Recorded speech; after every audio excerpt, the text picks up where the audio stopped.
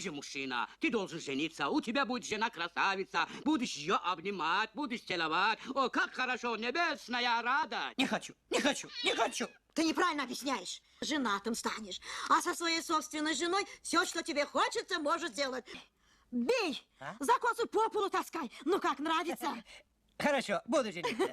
Bizim mədəni kodların insanlara ötürdüyü ən güclü dogmalardan biri nədənsə nikahların, ailə həyatının reabilitasiya mərkəzinin olmasından ibarətdir. Nədənsə biz düşünürük ki, uzun illər boyunca əgər bir insan öz xarakterini inkişaf elətdirə bilməyibsə, müəyyən bir IQ və ego inkişaf mərhələsinə çata bilməyibsə, özü sərbəst qərarlar verə bilmirsə və əqli inkişafında ciddi problemlər yaşayırsa, sehirli bir şəkildə nikah və ailə həyatı qurmaq bu problemləri həll edəcək.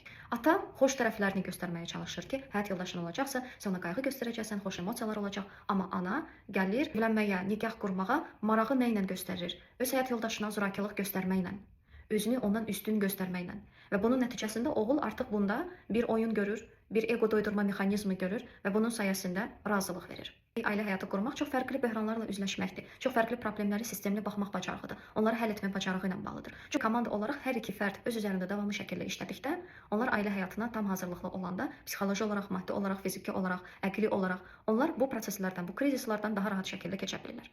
Sovet senzurasından keçən bu film bizə bu fraqmentlə göstərmək istəyirdi ki, biz bir cəmiyyət olaraq necə vəhşiyik, təsirsizlik, savadsızıq və ailə münasibətlərinə necə belə bir şəkildə yanaşırıq.